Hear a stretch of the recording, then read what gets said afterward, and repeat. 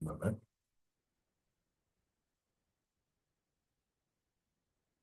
Experience the being on love ആയിരുന്നു ചിന്തിച്ചുകൊണ്ടിരുന്നത്. അപ്പോൾ നമ്മൾ project loving kindness to your partner and person will blow. നമ്മൾ നമ്മുടെ പാർട്ട്ണറെ പറ്റി ശരിക്കും ഇത് ലവ് എന്ന് പറയുമ്പോൾ മാസ്റ്റർ ജോ അവസാനിപ്പിക്കുന്നത് നമ്മുടെ സ്നേഹം നമ്മുടെ കുടുംബത്തിൽ തന്നെ ആ, ആരംഭിക്കുക എന്നുള്ളതിനെ കുറിച്ച്.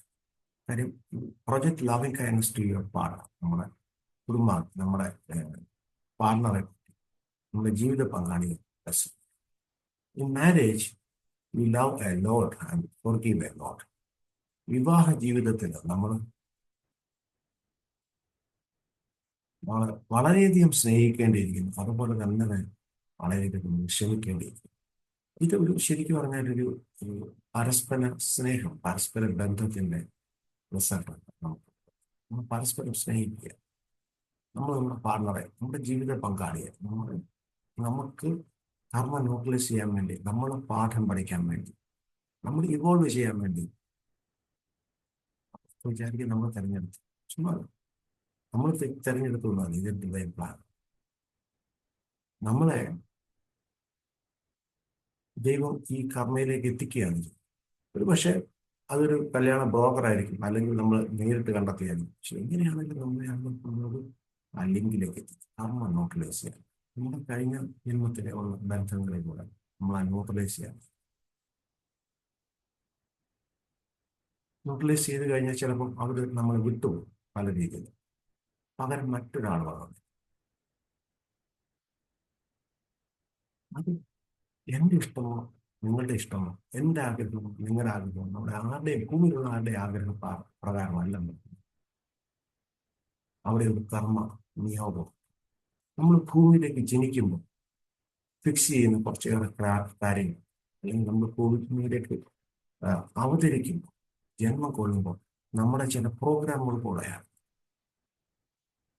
ഉദാഹരണത്തിന് പറയുകയാണെങ്കിൽ നമ്മൾ ഇങ്ങോട്ട് നാട്ടിൽ നിന്ന് യു എക്ക് വരുമ്പോൾ എന്ന് പോകുന്നു, എവിടോട്ട് പോകുന്നു, എവിടെ താമസിക്കുന്നു, എന്തിനു പോകുന്നു, എപ്പോൾ തിരിച്ചു വരും, ഇത്രയും കാര്യങ്ങൾ നമ്മൾ കൊടുത്തിട്ടാണ്. അത് എയർപോർട്ടിൽ വന്നു കഴിഞ്ഞിട്ട് ആലോചിക്കട്ടെന്നല്ല, നേരത്തെ ക്രമീകരിച്ചതിന് ശേഷമാണ് ബാക്കി വിസ എടുക്കുന്നതൊക്കെ. എന്ന് പറഞ്ഞ പോലെ നമ്മൾ ഭൂമിയിലേക്ക് ഒരു വിസ സഹിതമാണ് വന്നത്. അതിനകത്ത് ഇങ്ങനെ ഇങ്ങനെ കാര്യങ്ങൾ നമ്മളൊക്കെ പറയും, എവിടൊക്കെയാണ് പ്രോഗ്രാം, ആരെയൊക്കെയാണ് മീറ്റിംഗ് എന്ന് പറയുന്നത് പോലെ നമ്മുടെ ഡേ ടു ഡേ ലൈഫിൽ നമ്മുടെ നമ്മുടെ ലൈഫ് ഇൻകാർണേഷനിൽ തന്നെ നിരവധി ആളുകളെ നമ്മൾ മീറ്റ് ചെയ്യേണ്ടതാണ്. പലരെയും ഞാൻ ഓർക്കാറുണ്ട്. എൻ്റെ വീടിന് അടുത്തുള്ളവരെ പോലും ഇവിടെ ഷാർജ വരുമ്പോഴാണ്, അല്ലെങ്കിൽ എവിടെയെങ്കിലും ചെല്ലുമ്പോഴാണ് തൊട്ടടുത്തുള്ള പലരെയും അങ്ങനെ അങ്ങനെ കാണാൻ പറ്റും. കാര്യം അതൊരു ടൈമാണ്, ഡിവൈൻ പ്ലാൻ. നീ പലരും പറയാനുള്ള മാംസം കൊണ്ട് കാണാൻ പറ്റും. എന്തുകൊണ്ടാണ് കാണാൻ പറ്റാത്തത്? ഒരു പണിയില്ല, ചുമ്മാ നടക്കണം. ആകെയുള്ള പരിപാടി ഈ ടാറ്റ കാണിക്കണം. പക്ഷെ നിങ്ങൾക്ക് കാണാൻ ആഗ്രഹിച്ചിട്ട് നിങ്ങളുടെ മുമ്പിലൂടെ ഞാൻ പോയാൽ പോലും കാണാൻ പറ്റാത്ത, അല്ലെങ്കിൽ നിങ്ങൾ എൻ്റെ മുമ്പിലൂടെ യാത്ര ചെയ്താൽ പോലും നിങ്ങൾക്ക് കാണാൻ പറ്റാത്ത, നിങ്ങൾക്ക് ആ സമയം ദൈവം അനുവദിച്ച് തന്നിട്ടില്ല. അപ്പോൾ വിവാഹ ജീവിതത്തിൽ നമ്മൾ ഒത്തിരി ആഴത്തിൽ ചിന്തിക്കണം. ഇന്നലെ എനിക്ക് തോന്നി, പക്ഷെ ടൈം ഇത്ര മാറിയിരുന്നോണ്ട് വിവാഹ ജീവിതത്തിൽ നമ്മൾ സഹിക്കാനും ക്ഷമിക്കാനും തയ്യാറാകുന്നു.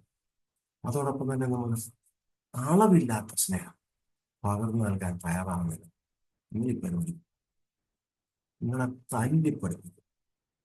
അടുത്ത ഇൻകാർണേഷനിൽ നിങ്ങൾക്ക് ഇതിൻ്റെതായ റിസൾട്ട് നിങ്ങൾ അനുഭവിക്കും. റിസൾട്ട് എന്ന് പറയുന്നത് ഭീഷണിപ്പെടുത്തുകയല്ല, കർമ്മ. നമുക്കറിയാം, നമ്മൾ ഒരു തവണ പരീക്ഷ എഴുതി പാസ്സായിട്ട്, പണ്ടൊക്കെ ഞങ്ങളുടെ പഠിക്കുന്ന സമയത്ത് 100% പാസ്സൊന്നുമില്ല. എന്നോടൊപ്പം എൻ്റെ വീടിന് തൊട്ടടുത്താണ്, അടുത്ത് താമസിക്കുന്ന ഒരു ആളാണ്. അവൻ എൻ്റെ ജ്യേഷ്ഠൻ്റെ കൂടെ പഠിച്ചു. അത് കഴിഞ്ഞിട്ട് എൻ്റെ സഹോദരിയുടെ കൂടെ പഠിച്ചു. അത് കഴിഞ്ഞ് എൻ്റെ കൂടെ പഠിച്ചു. എൻ്റെ കൂടെ പഠിച്ചിട്ട്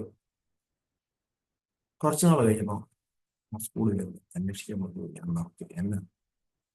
ഞാൻ 8ാം ക്ലാസ്സിൽ 4 വർഷം കഴിഞ്ഞു. വരുന്ന ടീച്ചർമാരെല്ലാം ആദ്യം വന്ന ഉടനെ ബേബി കുട്ടി എന്ന് പറഞ്ഞ് ചെവിയെ പിടിക്കും.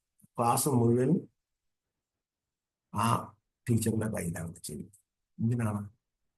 ഈ പഠിക്കാൻ വേണ്ടി അവന് ചെവിയെ പിടിച്ചുകൊണ്ട് ചോദ്യങ്ങളെല്ലാം വന്നു. അതിനകത്ത് കുഴപ്പമില്ല, ശരിയല്ല. അടുത്ത ടീച്ചർ വരുമ്പോൾ ഒറ്റച്ച് പിടിച്ച് ഇങ്ങനെ ചോദ്യങ്ങളെല്ലാം അവനോട്. എന്തുകൊണ്ടാണ്? അവൻ പറഞ്ഞു ഈ ടോർച്ചറിങ്, ഇവരെല്ലാം കൂടെ എന്നെ പീഡിപ്പിച്ചിട്ടുണ്ട്, അതുകൊണ്ട് ഞാൻ പറഞ്ഞു. ആദ്യത്തെ വർഷം പഠിക്കുന്ന ആരെയും ഇപ്പൊ ഞങ്ങളെ ഒന്നും ചെവിയിൽ പിടിച്ചിട്ടില്ല. നമ്മൾ അതാത് ദിവസത്തെ കാര്യങ്ങൾ പഠിച്ച്, അതാത് ദിവസത്തെ ഹോംവർക്ക് പഠിച്ചു, അതാത് ആഴ്ചയിലെ ടെസ്റ്റ് പേപ്പർ പാസ്സായിട്ട് അങ്ങനെ പോകുമ്പോൾ ഞങ്ങളെ ആരെങ്കിലും ചെവിയില്ല. പക്ഷെ വന്ന് കയറിയ എന്താണ്, വേകുട്ടി അടുത്ത് പോയി നിന്നിട്ടാണ് ക്ലാസ് തുടങ്ങി. എൻ്റെ ബന്ധു ഒരു ടീച്ചറുണ്ടാണ്, പുള്ളിക്കാരിയായിരുന്നു ഏറ്റവും കൂടുതലാണ് ഉപദ്രവിച്ചുകൊണ്ട്. ഇത് കർവാകുന്നത് നമ്മുടെ ദൈനംദിന ജീവിതത്തിൽ നമ്മുടെ ലൈഫ് പാർട്ട്ണർ, നമ്മുടെ കുട്ടികളെ, നമ്മുടെ മാതാപിതാക്കളെ, നമ്മുടെ സുഹൃത്തുക്കളെ നമ്മൾ അവരെ സ്നേഹിച്ച് അവരെ കരുതുന്നില്ല. നമ്മൾ ഇതിന് കർമ്മ ബന്ധിതമായിട്ട് നമ്മളോട് ഒപ്പമുള്ളവരെ നമ്മൾ കരുതുന്നില്ല. ഇതിന് വേണ്ട ശിക്ഷ ഈ ജന്മത്തിൽ തന്നെ നമ്മൾ നരകം അനുഭവിക്കും. അടുത്ത ജന്മത്തിൽ ഇവർ നമ്മളെ ഇഗ്നോസായിട്ട് വന്നിട്ട് നമ്മളെ ടോർച്ചർ ചെയ്യണം. ആത്മാശിച്ചു കുറച്ച് സമയം കടന്നു പോകുന്നു തോന്നുന്നു. എനിവേ, കഴിഞ്ഞ ദിവസത്തെ ധ്യാന മെഡിറ്റേഷൻ പ്യൂരിഫിക്കേഷൻ്റെ ഭാഗം നിങ്ങൾക്ക് ഇഷ്ടപ്പെട്ടു എന്ന് ഞാൻ വിചാരിക്കുന്നു. അത് തുടരാൻ ഷെഡ്യൂളിൽ നമ്മൾ ആലോചിച്ചിരിക്കുന്ന നോർമൽ ക്ലാസ് പറയും 8:30 നോർമൽ സെഷൻ. ഓക്കെ. യൂഷ്വൽ 8 മണിക്ക് തുടങ്ങുന്ന സെക്ഷന് ശേഷം ടോക്കിന് ശേഷം ഫോർഗീവ്നെസ് വരുന്ന സമയം ഫോർഗീവ്നെസ് വരുന്ന സമയം കണ്ടിന്യൂ ചെയ്യും. സാധാരണ 8:25 നമ്മൾ ഫോർഗീവ്നെസ് സ്റ്റാർട്ട് ചെയ്യുന്നത് നോർമലിന് ശേഷം. ആ ഫോർഗീവ്നെസ് ഡീപ്പായിട്ട് സ്റ്റാർട്ട് ചെയ്യാനാണ് ആഗ്രഹിക്കുന്നത്.